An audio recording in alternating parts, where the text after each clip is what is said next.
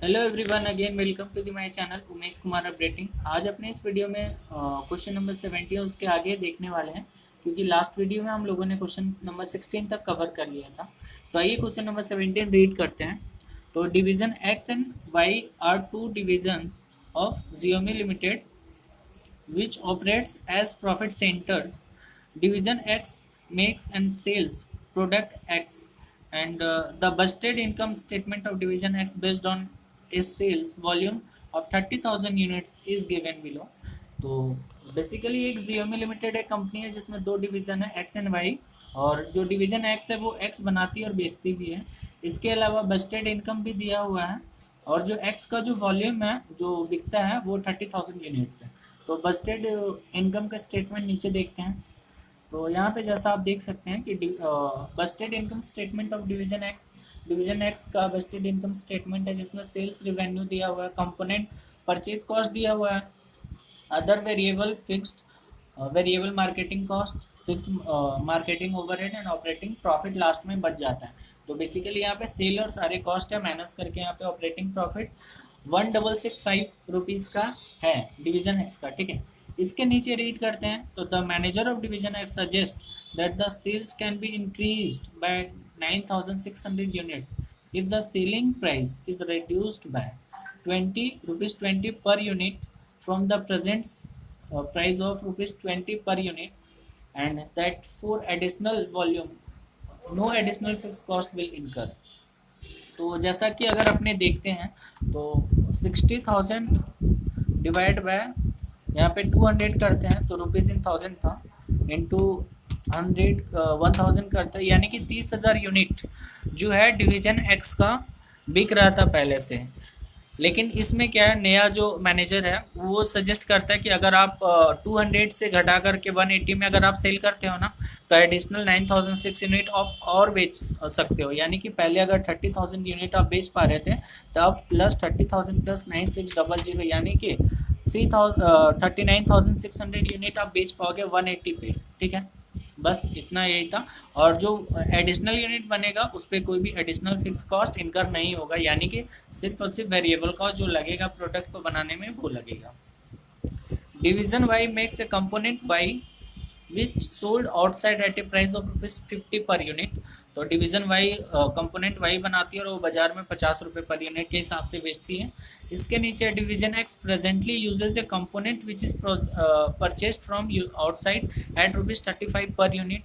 This component is similar to component made by division Y, और division Y can make this component for division X with minor modification in specification which would cause reduction in direct material cost of division Y by rupees 1.5 per unit and would require extra labor or of 1 per unit at the rate of rupees 1.5 per hour।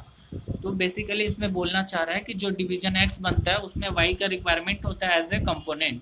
ठीक है, और जो division x है वो बाहर से जो component है वो खरीद रहा था 35 पर यूनिट करके।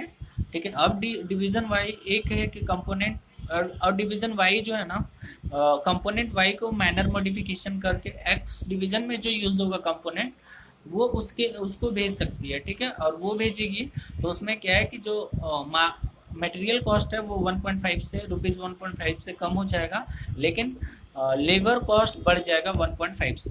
ठीक है, इसके बाद नीचे दिया हुआ further the division Y will not incur variable selling marketing cost on unit transferred to division X manager has offered to buy component from division Y at rupees 25 per unit. Division Y has the capacity to produce 85,000 units।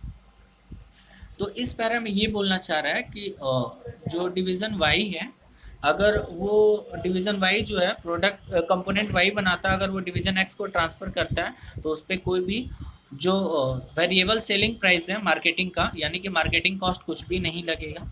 ठीक है, इसके अलावा जो division x का manager करता है Y को कि आप कंपोनेंट वाई का मुझे आप दे दो, मैं उसके लिए आपको 25 रुपीज़ पर यूनिट दूंगा। ठीक है, और जो वाई का जो कैपेसिटी है, जो वाई पूरा डिवीजन कंपोनेंट वाई बना सकती है वो कितना बना सकती है डिवीजन वाई, वो 85,000 यूनिट का बना सकती है। तो तो बस इतना चीज़ क्लियर हो गया। अब नीचे अपने देखते हैं the current budgeted information of division Y are as follows. तो डिवीजन वाई का जो बजटेड इंफॉर्मेशन है करंट में वो नीचे दिया हुआ है। तो number of unit sold outside 60,000 units at ₹50 per unit.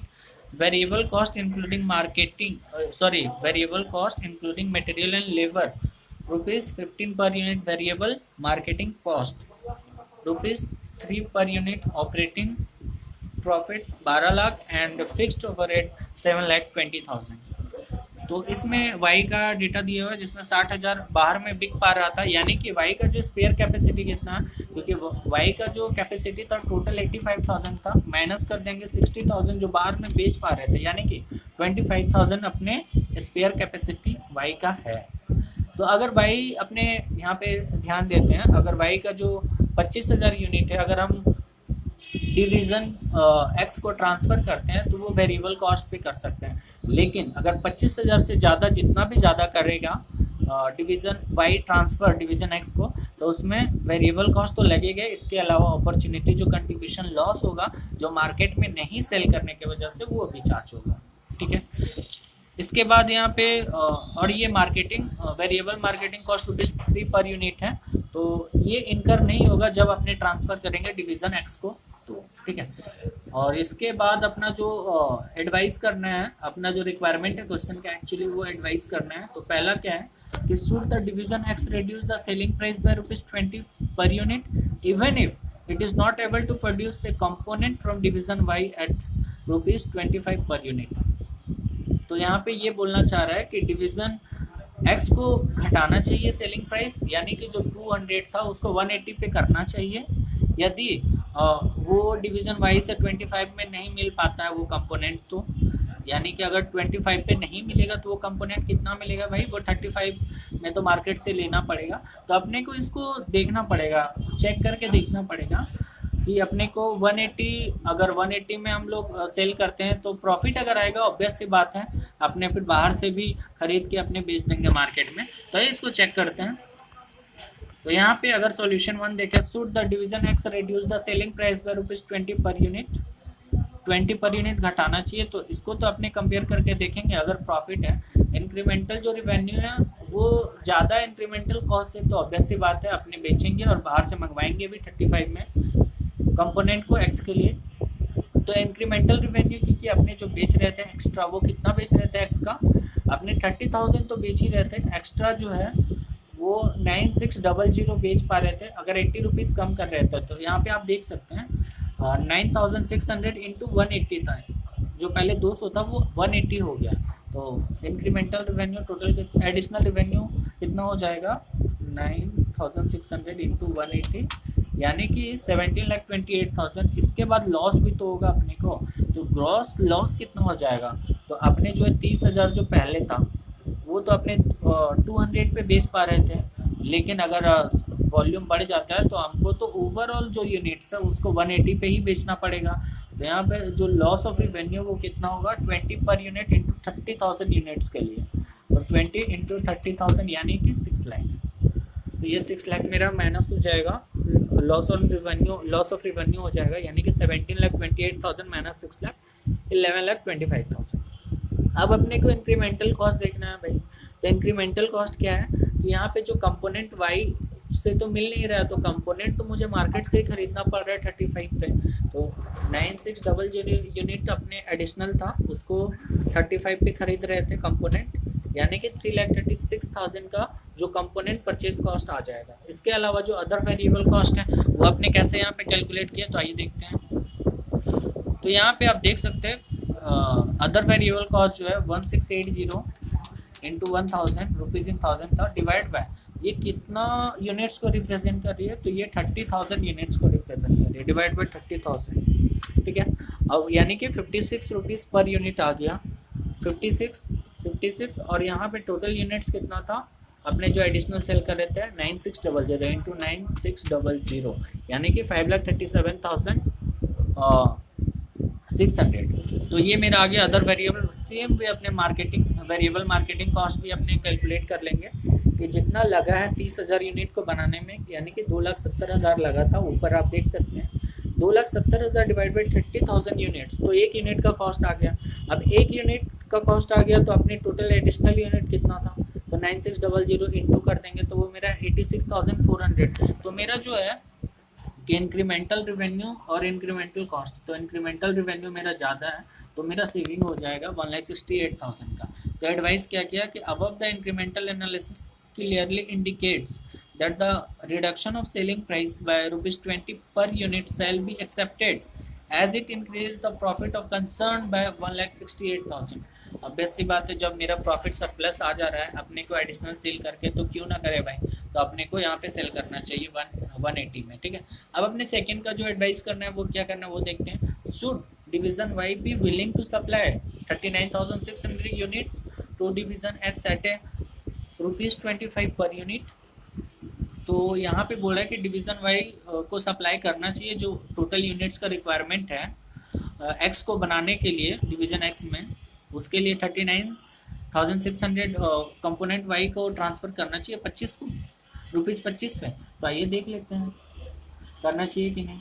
तो यहाँ पे अपने देखेंगे तो should the division Y be willing to supply 39,600 unit to division X.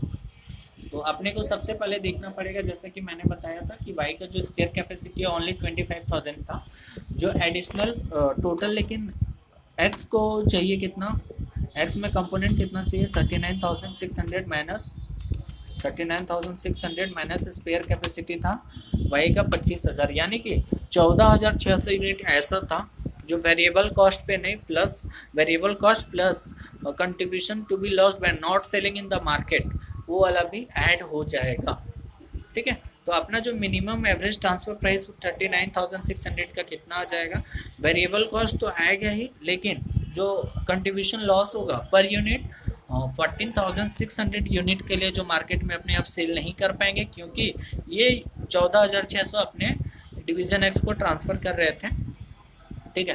तो अपने जो सेलिंग प्राइस था अपने यहाँ पे देखे थे कि सेलिंग प्राइस यहाँ पे अगर लास्ट वाले पैरा में देखें तो यहाँ पे सेलिंग प्राइस वाई का 50 रुपीज़ था, माइनस लेबर कॉस्ट था 15 का, मटेरियल लेबर कॉस्ट 15 का था, माइनस वेरिएबल मार्केटिंग, यानी कि 15 माइनस 3 करते हैं तो मेरा 32 रुपीज़ का आ गया। तो 32 रुपीज़ करके यहाँ पे टोटल अपने को ट्रांसफ़र कितना करना है, टोटल ट्रांसफ़र करना है जिस पे मार्केट में नहीं बेच पा रहे हैं वो कितना, यानी कि इंटू 14,600, और ये टोटल रिप्रेजेंट कितना को करेगा 39,600 को, यानी कि एक यूनिट का जो कॉस्ट है अपॉर्चुनिटी कॉस्ट या फिर कंट्रीब्यूशन लॉस होगा मार्केट में नहीं सेल करने की वजह से, वो हो जाएगा 11.80, ठीक है। तो वो मेरा 11.80 आ जाएगा, तो ये मेरा कंट्रीब्यूशन लॉस आ गया 11.80, और जो वेरिएबल कॉस्ट था वो तो आ गया ना 15 रुपीज़ का, और इसके बाद कंट्रीब्यूशन का जो लॉस है 11.80,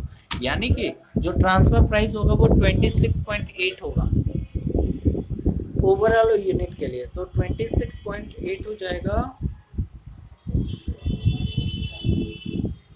तो यहाँ पे जो अगर कंपनी के पर्सपेक्टिव से देखें तो यहाँ पे जैसे मैंने वो बोला था ना कि 25,000 ही सरप्लस है, इसके अलावा जो एडिशनल 14,600 है उसमें क्या है कि आपको अपॉर्चुनिटी कॉस्ट वाला यानी कि कंट्रीब्यूशन लॉस वाला चीज़ भी आपको ध्यान में रखना पड़ेगा, क्योंकि आप जो ट्रांसफ़र करें 14,600 डिवीज़न एक्स में वो तो आप बाज़ार में नहीं बेच पा रहे हैं ना as a division Y.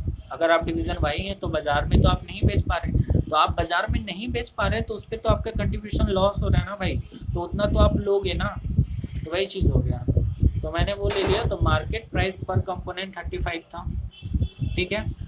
Company के प्रोस्पेक्टिव से देखें तो मार्केट प्राइस पर कंपोनेंट 35 था जो हम बाहर से खरीद रहे थे कंपोनेंट वाई का, और जो ट्रांसफ़र प्राइस में अभी अपने कैलकुलेट किया था 26.80। तो सेविंग पर कंपोनेंट अगर हम लोग इंटरनल लेते हैं तो कितना हो जा रहा है 8.2, यानी कि टोटल यूनिट 39,600, यानी कि टोटल सेविंग मेरा 8.2 एक यूनिट पे, और टोटल यूनिट है मेरा 39,600, यानी कि 3,24,720। तो ऑब्वियस सी बात है ना कि आप इंटरनल ही लो, ज़्यादा सही रहेगा। तो it is not in the interest of division Y to transfer 39,600 to division X at a price below minimum transfer price based on opportunity cost. Obvious सी बात है कि उससे कम में अपने जो है एज ए, अगर हम डिवीजन वाई है तो डिवीजन एक्स को जो मिनिमम ट्रांसफर प्राइस अपने सेट किया है 26.8, उससे नीचे में नहीं देंगे।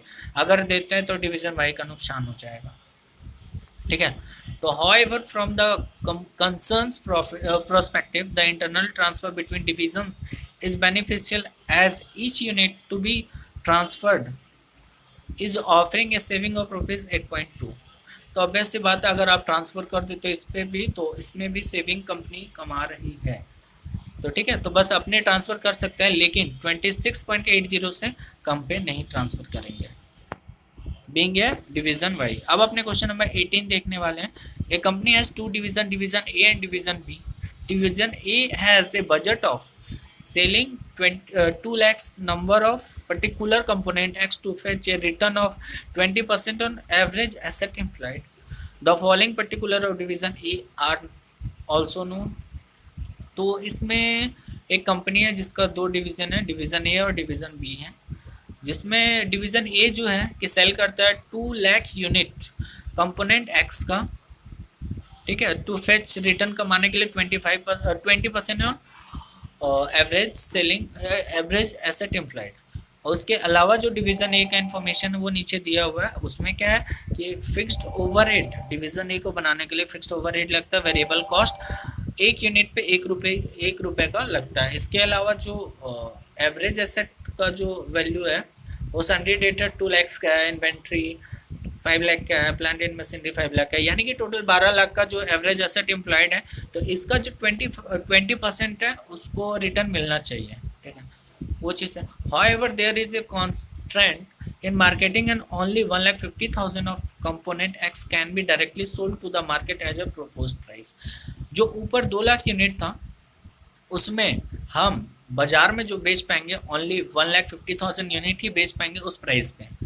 ठीक है, उसके बाद अपने नीचे देखते हैं तो it has been gathered that the balance 50,000 unit of component X can be taken by division B, and division A wants to price rupees 4 per unit, but division B is prepared to pay rupees 2 per unit of X।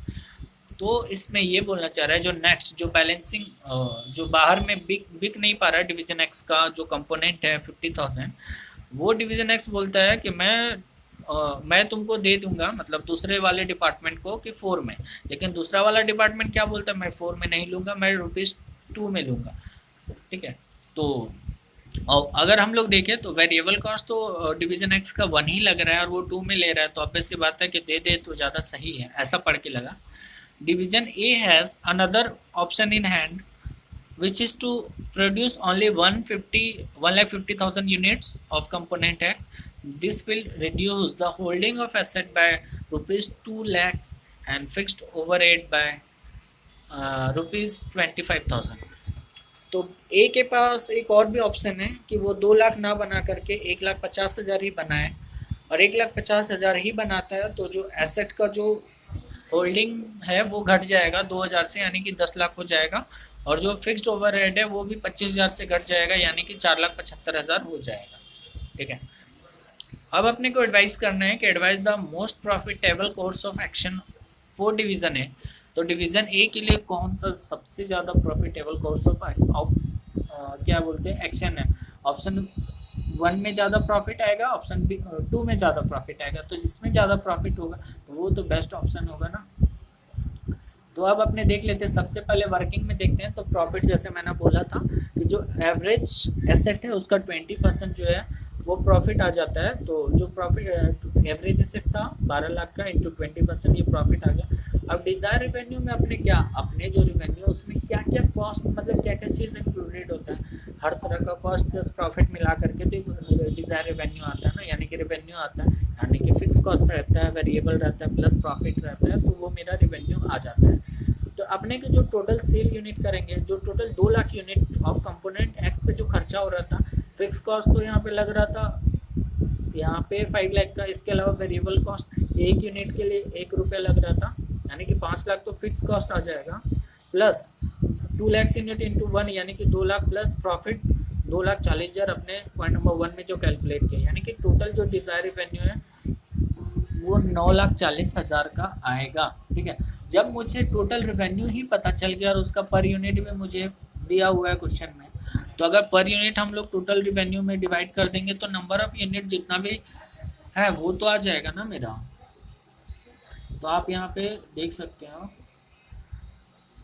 Sorry number of unit नहीं निकालना है अपने को, number of unit दिया हुआ है और यहाँ पे सेल्स का जो रिवेन्यू है वो भी दिया हुआ है। Sales revenue divide by number of unit करेंगे तो जो सेलिंग प्राइस पर यूनिट है वो आ जाएगा मेरा।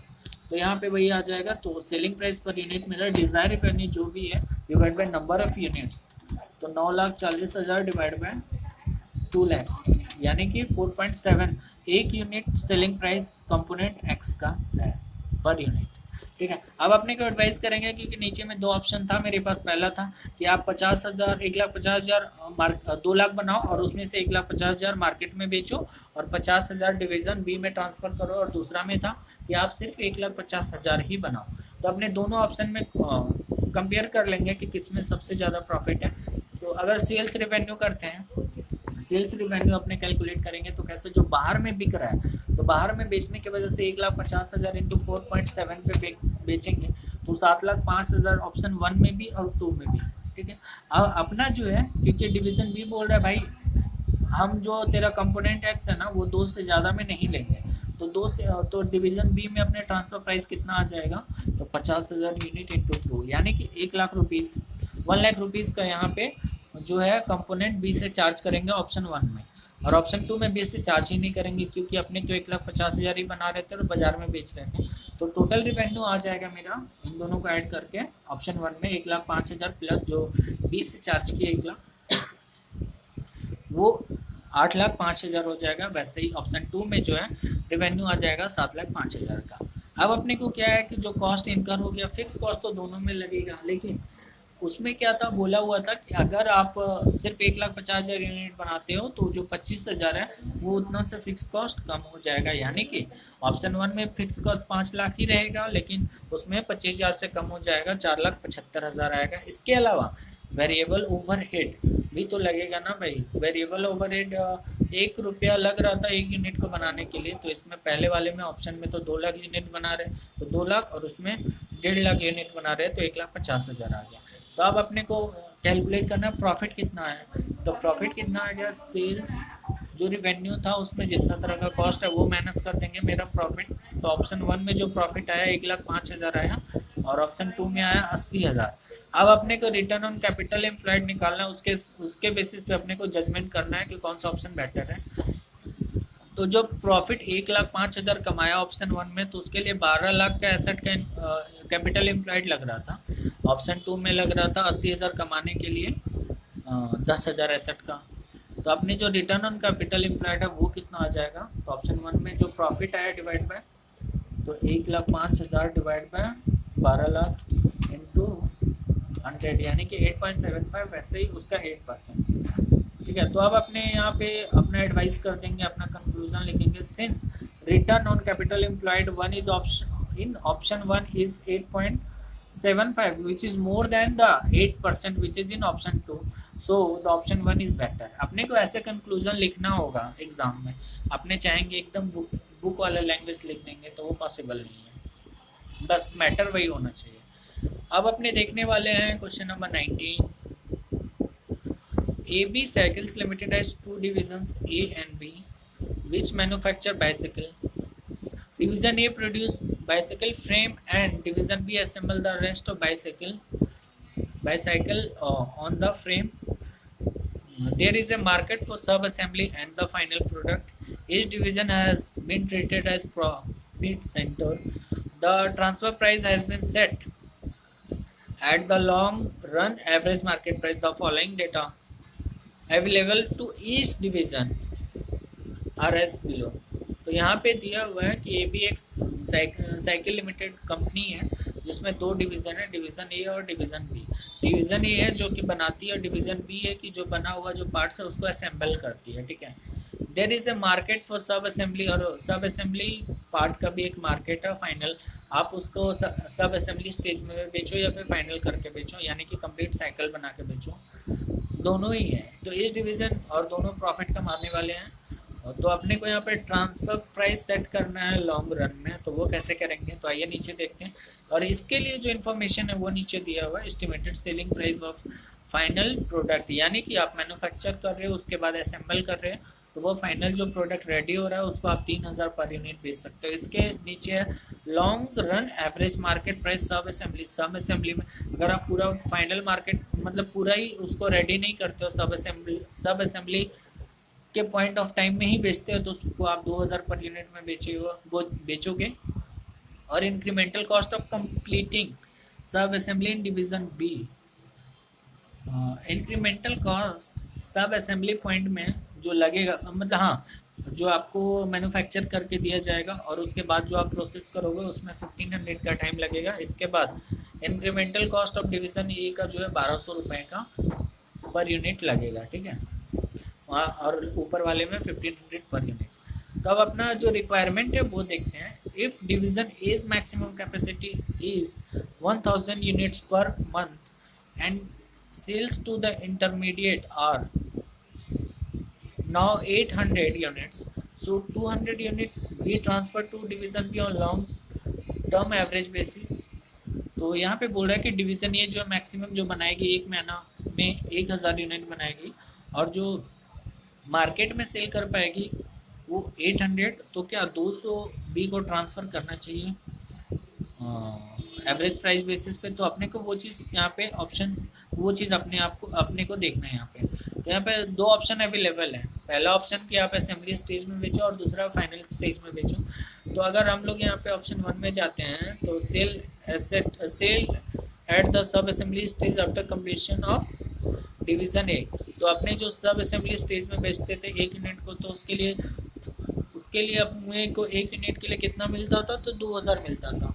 तो ये 2000 और इंक्रीमेंटल कॉस्ट जो था उस पॉइंट ऑफ टाइम तक जो डिवीज़न ए इनकर कर रहा था वो 1200 का था, यानी कि जो कंट्रीब्यूशन आ रहा था 800 अगर बाहर में बेचते हैं तो वही अगर फाइनल स्टेज में बेचते तो यहाँ पे 3000 का एक यूनिट के लिए मिलता मुझे, लेकिन उसके लिए दो तरह का कॉस्ट लग रहा था। वो मेरा लग रहा था क्या कि 1500 प्लस 1200, और 1500 कौन सा था, incremental cost of completing sub assembly in division A, और incremental cost in division B था ऊपर और डिवीज़न ए था, यानी कि 1500 प्लस 1200 यानी कि 2700, ठीक है। फाइनल स्टेज तक बनाने के लिए जो होता है वो 2700 का खर्चा लग रहा था, यानी कि 300 प्रॉफिट हो रहा था, ठीक है। तो अपने को क्या है कि तो अपने यहाँ पे कंक्लूजन देख लेते हैं। therefore it is profitable to sell at sub assembly stage because higher contribution provided there in the market। तो ऐसा करो ना कि 800 जो यूनिट आप मार्केट में बेच पा रहे हो उसको बेच दो, क्योंकि वहाँ पे जो कंट्रीब्यूशन है एक यूनिट से आपको 800 मिल रहा है, बाद बाकी बैलेंस आप ट्रांसफ़र कर दो फाइनल स्टेज के लिए। तो वो था। अब अपने को second, what would be the transfer price if manager of division B should be kept motivated. Transfer price कब क्या कितना होगा कि अगर मैनेजर बी को मोटिवेटेड रखना है तो क्योंकि अगर हम लोग यहाँ पे अगर बी के बारे में बात करें तो बी अगर जो बेच पाता वो 3000 पर यूनिट अपना बेच पा रहा था। अपने यहाँ पे देख लेते हैं कि division B receive sub assembly at a market price of 20 plus its own incremental cost 1500 will give total cost 3500 thereby yielding a loss of 500 per unit whereas the company makes profit 300 per unit। हाँ, तो इसमें ये बोलना चाह रहा है कि अगर बी अगर लेता है ए से, तो ए से लेगा तो उसको बी का जो कॉस्ट है वो 2000 लगेगा। इसके अलावा बी का खुद का जो खर्चा है बनाने में उसके आगे वो 1500 लग रहा है। यहाँ पे आप देख सकते हैं 1500 सब असेंबली इन डिवीज़न बी लग रहा है 1500, यानी कि 2000 प्लस 1500 3500 का मशीन, मतलब 3500 आपका पूरा खर्चा पड़ेगा एक यूनिट बनाने में। आप 3000 बेचोगे, 3000 में बेचोगे तो यहाँ पे 500 का तो आपको लॉस हो जा रहा है। तो बी को क्या लालच दिया जाए कि वो मोटिवेटेड रहेगा। तो जो कंपनी का जो प्रॉफिट आएगा, जितना भी कंपनी का प्रॉफिट आएगा ना भाई, आधा आप दे दो डिवीज़न ए को, आधा बी को, उसमें भी प्रॉफिट में भी आप उसको ना इंक्लूड कर लो।